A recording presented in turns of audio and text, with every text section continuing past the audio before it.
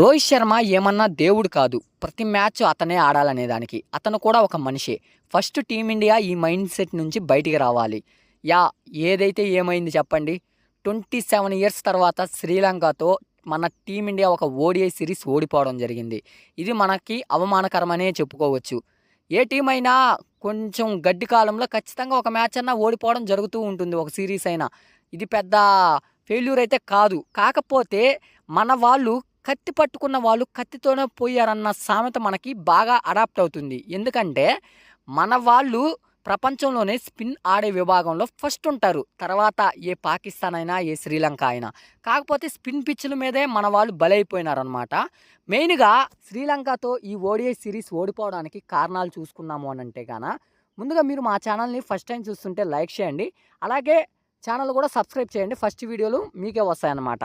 చాలామంది విరాట్ కోహ్లీని కూడా తిట్టుకుంటా ఉన్నారు, ఈ సిరీస్ ఓడిపోవడానికి విరాట్ కోహ్లీ కారణం, అతని ఫెయిల్యూర్ వల్ల అనేసి. అతను బాగా ఆడినప్పుడు పొగిడాం కదా, మరి ఫెయిల్ అవుతున్నప్పుడు ఒక మాట అనడంలో తప్పు లేదు, ఎందుకంటే మన విరాట్ కోహ్లీనే కాబట్టి. ఇక రోహిత్ శర్మ విరాట్ కోహ్లీ విషయం కొంచెం పక్కన పెట్టామంటే, ఎందుకంటే వాళ్ళు మహా అంటే మహా ఇంకా 4 ఇయర్స్ ఆడతారు టీమిండియాలో. ఆల్రెడీ T20కి అయితే రిటైర్మెంట్ ప్రకటించారు. సో ఇక 4 ఇయర్స్ ఉంటారు అంతే మ్యాక్సిమం. ఇక తర్వాత అయితే ఉండరు. ఇక వాళ్ళిద్దరు వెళ్ళిపోతే టీమిండియాని ఆదుకోవాల్సిన ప్లేయర్ చూసుకున్నాము అంటే శుభ్మన్ గిల్, శ్రేయస్ అయ్యర్, కేఎల్ రాహుల్, అలాగే రిషబ్ పంత్. విరాట్ కోహ్లీ, రోహిత్ శర్మ వెళ్ళిపోయిన తర్వాత ఈ 4 మెంబర్సే టీమిండియాకి మెయిన్ 4 పిల్లర్స్గా ఉండబోతున్నారు. మరి శ్రీలంక సిరీస్లో వీళ్ళు అత్యంత చెత్తగా ప్రదర్శన అనేది చేయడం జరిగిందనమాట. అంటే రోహిత్ శర్మకి, విరాట్ కోహ్లీకి క్రేజ్ ఎలా వచ్చిందనంటే, వాళ్ళు మ్యాచెస్ కష్టంగా ఉన్నప్పుడు గెలిపించడం జరిగిందనమాట తమ పర్ఫార్మెన్స్తో. అలాగా వీళ్ళు కూడా కష్టతరంగా ఉన్నప్పుడు వీళ్ళ బ్యాటింగ్తో మంచి మంచి మెరుపు ఇన్నింగ్స్ ఆడితే వీళ్ళకి వాళ్ళలాగా క్రేజ్ వస్తుంది, అందరి దగ్గర నుంచి రికగ్నైజ్ వస్తుంది. వీళ్ళు కానీ ఫెయిల్ అవుతూ వస్తున్నారంటే వీళ్ళ ఫ్యూచర్ కూడా టీమిండియాలో అంతంత మాత్రమే అని చెప్పుకోవాలి. ఇక శ్రీలంకతో మనం ఈ సిరీస్ ఓడిపోవడానికి మెయిన్ కారణం చూసాము అని అంటే, ఇది మీకు సిల్లీగా ఉంటుంది కానీ ఇదే ఫ్యాక్ట్. మెయిన్గా టాస్ ఓడిపోవడం. ఫస్ట్ టాస్ గెలుస్తూ వస్తూ ఉంది శ్రీలంక. వాళ్ళైతే బ్యాటింగ్ తీసుకోవడం జరిగింది. ఫస్ట్ బ్యాటింగ్ చేసే టీంకి అత్యద్భుతంగా పిచ్ అనేది సపోర్ట్ చేస్తుంది అనమాట.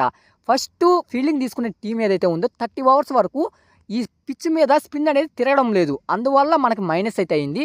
వాళ్ళు అదే చనువుగా తీసుకుని వాళ్ళైతే మంచి మంచి స్కోర్స్ అయితే డీసెంట్ స్కోర్స్ చేయడం జరిగిందనమాట. 250 ఇలాగా. ఇక మన వాళ్ళు ఇచ్చిన టార్గెట్ని చేయడానికి వచ్చినప్పుడు శ్రీలంక వాళ్ళకి ఫస్ట్ బాల్ నుంచే బాల్ టర్న్ కావడం జరిగింది. అందువల్ల మన వాళ్ళు వికెట్లు వాళ్ళు వెంటనే తీసేయడం జరిగింది. అదే కానీ మన వాళ్ళు కానీ టాస్ గెలిచి నుండి ఫస్ట్ బ్యాటింగ్ చేసి ఉంటే ఖచ్చితంగా ఈ సిరీస్ మనమే గెలిచుంటే వాళ్ళం. అప్పుడు సెకండ్ మనం బౌలింగ్ చేసడానికి వచ్చినప్పుడు ఖచ్చితంగా స్పిన్కి అనుకూలిస్తుంది కాబట్టి మన వాళ్ళు సైడ్ కూడా మంచి మంచి స్పిన్నర్లు ఉన్నారు. వెంటనే వాళ్ళు వికెట్లు తీసేసి విజయం అనేది సాధించే వాళ్ళం. బట్ టాస్ అనేది మనకి కీలకం అని చెప్పుకోవచ్చు ఈ సిరీస్లో. అందువల్ల నేను దీని గురించి అయితే స్పెషల్గా చెప్పడం జరిగిందనమాట. సో మొత్తానికి ఏదైతే ఏముంది, 27 సంవత్సరాల తర్వాత వాళ్ళ చేతుల్లో మనము ఓడిఐ సిరీస్ అనేది కోల్పోవడం జరిగింది. సో మొత్తానికి వీడియో ఇది గాయ్స్. వీడియో నచ్చితే లైక్ చేయండి. అలాగే మీకు క్రికెట్ గురించి ప్రతి ఒక్క అప్డేట్ కావాలని అంటే మన ఛానల్ని సబ్స్క్రైబ్ చేయండి. వీడియో నచ్చితే లైక్ చేయండి.